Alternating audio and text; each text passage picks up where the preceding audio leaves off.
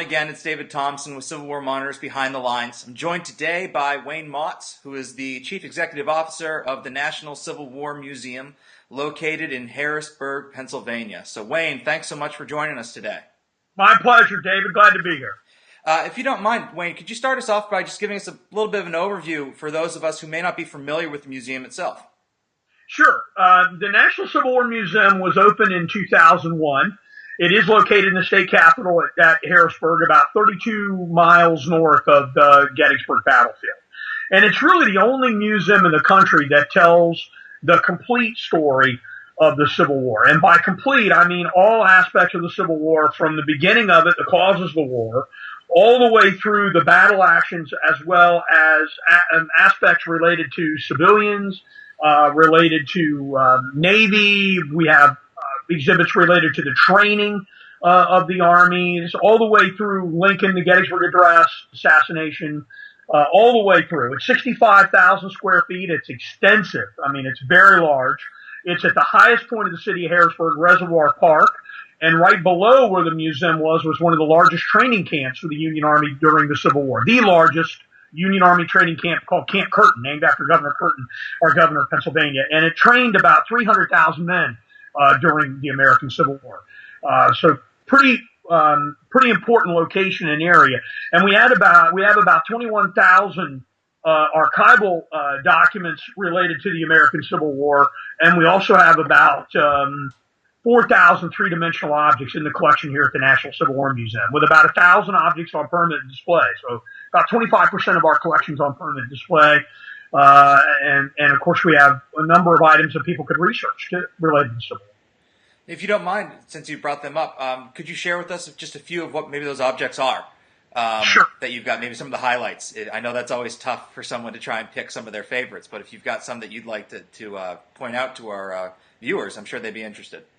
Well, I've been around the Civil War my whole life. It's been my complete interest. It's been what I've been educated in, as you probably know, David. I've been a licensed guide at the Gettysburg National Military Park 25 years on the battlefield. So I've worked at Gettysburg.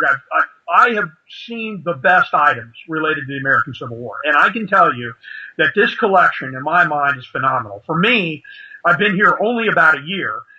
Every day is like Christmas. The curator brings me another item and says, "Did you know we had this?" And of course, I didn't realize we have.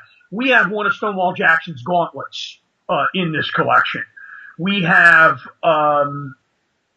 a sword that belonged to Joseph Kershaw, a Bible that belonged to Robert E. Lee, a trunk that belonged to Ulysses Simpson Grant. A hat tally, a naval headband that belonged to a crew member on the United States Monitor vessel. So the rarest of the rare is here.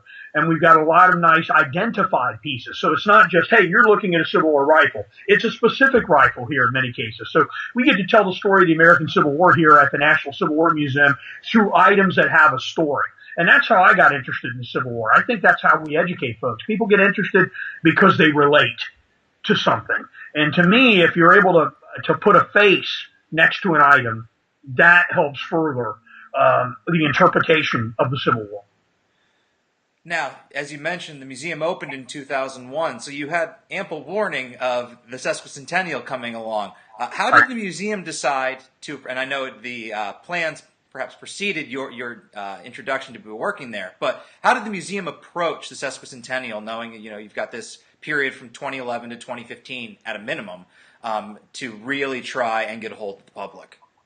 Well, obviously, we knew, first of all, here at the National Civil War Museum that that's a great responsibility for us. It's a great responsibility for us to commemorate 150 years of the Civil War. And exactly what lectures, what exhibits, what outreach might we have related to that? Because there are many aspects of the American Civil War over those 4 years. So beginning in 2011, we began a lecture series on the Civil War. We began special exhibits on the Civil War. We have two changing galleries here at the National Civil War Museum. So even if you come visit us and you see our permanent gallery here, we have two changing galleries, and we change those topics. And right now, those topics are completely related to aspects to the 150th anniversary of the Civil War. So first of all, one of our galleries, our changing galleries, starts in January and goes to December, and everything in that gallery right now is 1863. So everything in that item, all the items that are in that gallery, I should say, are all 150 years old and appropriate to 1863. And there's a wide range of those, Union and Confederate related. Then we have a changing gallery right now that will be taken down in just the next couple of weeks, and we've been running that for about a year, and that's been on the letters of Joshua Lawrence Chamberlain. The National Civil War Museum has the largest collection of letters related to Colonel Joshua Lawrence Chamberlain. We published a book of those letters edited by historian Tom Jordan at Osprey Press, published for us, and we're putting up an exhibit there that will run from June roughly to June of next year, and it will be on In Service to Our Country on conscription in the Civil War. So the topics we're choosing are a wide range. Our speaker topics are East and West, military and civilian. They cover all aspects. So one of the things we're trying to do here is to cover all aspects related to the Civil War and some aspects that you might not hear so much about, like the draft, for example. That's something you often don't hear a lot about. And of course, it's a really important aspect of the war. Now, as you mentioned, you've got the conscription exhibit coming up. Could you share with us, perhaps give us a sneak peek into some of the other exhibits down the line, perhaps in the next couple of years? Are you in position to do that, or do you want to keep those tight to the vest? No, I mean, I can tell you what we're planning right now. I guess I should always put a little asterisk note subject to change without notice because we have to look through, obviously, the collection. But we have our plan, what we'd like to work on. So our next exhibit that will begin in January of 2014 will be on all of 1864. So every item that will go in the changing gallery there will be 150 years old for 1864. Our second changing space after the exhibit on the draft is up, which would be around June of next year, of 2014. We're looking from June to June then doing an exhibit in that gallery on prisoners of war. Also another aspect that you don't see a lot about. For January 1865, of course, we will do 2015, an exhibit that will run for that year that will cover all of 1865. And then from the June to June exhibit, which will go in 2015 and run through 2016, we're looking to do something on the aftermath of the war, and we're looking to do organizations after the war like the Grand Army of the Republic, service organizations, I guess maybe is the best, veteran organizations, I guess is the word that I'm looking for. So, I think that much takes us out for the next couple of years. Yeah.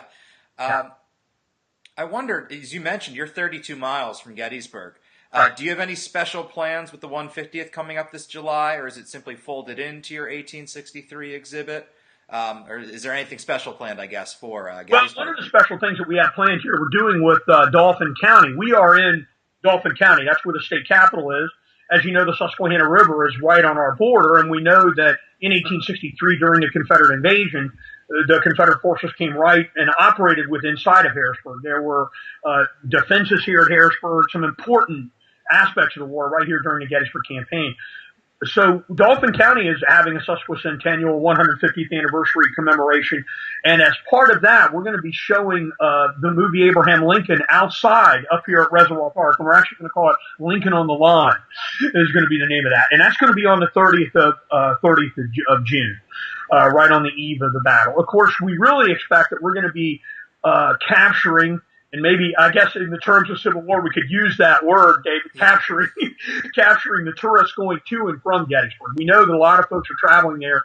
We're very close to the Pennsylvania Turnpike, only 9 miles from the Turnpike here, and we're close to I-81. So 2/3 of the population of the country, when they're traveling to and from the Gettysburg battlefield, go right by where we're at here.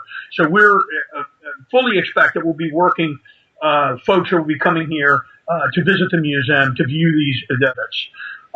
Here. So that's so we're doing some things on the cusp of that too. And of course, we hope that the 150th anniversary will continue even beyond that. We know we're going to get bump in visitation filled. We're also expanding our hours here, which is really important for us. So we're going to be opening an hour early and we're going to be closing an hour later. And on Sundays, we're going to open 2 hours earlier. So we're open 7 days a week already. We're going to extend those hours for folks to come in and enjoy the exhibits. And we're going to begin that in late June and run it all the way through July, maybe longer, depending on how that works out. Sounds like all hands will be on deck for All your. hands will be on deck. That's right. That's the It's going to best. be a very, very busy year for you. That's the best thing. And of course, it's exciting because you see people coming here that are excited. Right. You know, yeah. And I wonder, you're in a very unique position, Wayne, because as you mentioned, you're a 25-year veteran of being a guide, a licensed guide at Gettysburg National Military Park. How do you view your museum working with the National Park Service? Do you find yourselves kind of working in tandem? Do you bring something different to the table? Where do you kind of view your museum in the grand scheme of public history? Well, I think first of all, the Gettysburg Museum is a fantastic museum. I mean, it's a state-of-the-art facility. It was built in 2008. And it covers a lot of the American Civil War, as we do here. But the focus down there, of course, as it should be, at least half of the museum exhibit gallery down there is dedicated to Gettysburg, as it rightly shows. You're coming to Gettysburg, you want to see this. I don't view us at all as competition. I don't think Gettysburg would see us as competition here either. I think there's a lot we can work on together. There's a new museum opening up on Seminary Ridge. It's going to open up on July 1st of this year. It's going to interpret the fighting out on the First Days Battle Civil War Hospital. Was a project that I was able to work on before I came up here at the National Civil War Museum. And we have placed items on loan down to that museum from the National Civil War Museum. I'm going to be doing some programs. I'm going to be speaking at the Sacred Trust, which is the National Park Service and Gettysburg Foundation lecture series. It'll be over there where I'm going to talk about the treasures we have here. So we have a good relationship. I know all the people down there personally, and there's a lot of room for us to work together on programming and loans, exhibit loans, and things of that nature. We're a Smithsonian affiliated museum here, one of only 8 in all of Pennsylvania. So we have very high standards for the materials that are here, temperature, humidity control, what we have here. And we have a wonderful collection that we can loan out.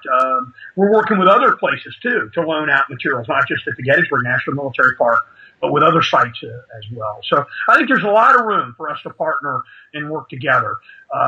There's many millions of people interested in the Civil War, and so I don't think any of these entities are in competition. I think we're stronger together than we are apart.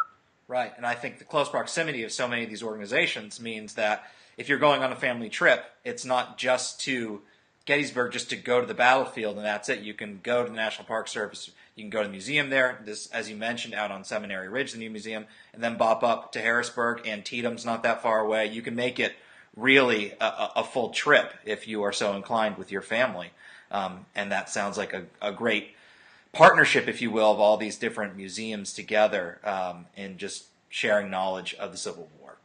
Yeah, and David, I also want to mention, too, one of the great jewels that we have up here near where our museum is located, only about a mile or two away, is the State Museum of Pennsylvania. The State Museum of Pennsylvania just opened up a wonderful exhibit on some of the items they have for 1863. So we also have about 20 miles from here the Army U.S. Army Heritage Center, which has an outdoor trail and an exhibit. So there's a lot for if somebody wants to drive by and hit a couple things on the way down or hit some on the way back for a couple hours. Even if we're not going to be the destination. Of course, we'd love for people to come and make us a destination. But even if we're not the destination, there's a lot of things in this area related to the Civil War that any of your viewers and readers, I think, would be very interested. Wayne, I'll let you go just on this question. I'm sure many people are interested, as being a licensed guide yourself. Do you have a favorite part of the Gettysburg battlefield or a favorite story that you like to share with your visitors? Yeah, I do. I have 2 favorite places. Recently, I was just asked to write what my favorite place was, and it's hard. And I wrote, it's really hard to pick. It's hard to pick out what my favorite place. I have 2 of them, and that's Pickett's Charge, because I wrote a little biography on Brigadier General Lewis Armstead. And I've always been interested in that, and the majority of the calls I get to do specialized tours on the Gettysburg battlefield are related to Pickett's Charge, because I've done a lot of tours there. So I would say that's one. The place that I really enjoy personally is the National Cemetery. And I think that, and unfortunately, since the visitor center was moved, a lot of folks now, you got to make a concerted effort to go into the National Cemetery. It doesn't get the visitation it used to because the visitor center was right across the street. So every visitor to Gettysburg should go in and see the sacrifice of those that fought at Gettysburg. You can get that. You can read about it. You can go out on the battlefield and you can look and say, hey, this is how many people were killed. But then you go in the National Cemetery and you see the graves. And I think everybody should go in and see that, and they should see the spot where Lincoln gave the Gettysburg Address, because Gettysburg is a special battlefield in the Civil War, really because the president came there. That's what sets it apart from a lot of places. So that's probably my favorite all-time place on the Gettysburg battlefield would be the National Cemetery. And I think for most people, they would think that would be unusual, but that's that's the truth. Well, and it's a very special spot, and I agree with you. Since they have moved the visitor center, it's no longer easy access, if you will. It's not right there. It's not right across the street, either before or after a visit at the visitor center. So, but definitely a place that certainly I too would recommend. Well, Wayne, thank you so much for joining us again. Wayne is the CEO of the National Civil War Museum. For those who are interested in learning more, getting directions, looking at hours, the website you can see down below, the URL there, but it is nationalcivilwarmuseum.org. You can also feel free to like them on Facebook if you are social media inclined, and to keep updated with them as well. That's great for everybody, including ourselves. I have to plug our own group, Civil War Monitor. You can like us on Facebook and get updates on all of our various goings-on. So thanks again, Wayne, for joining us, and I hope you can be back on in the future. David, thank you very much. It was a pleasure to speak to you. Have a good day.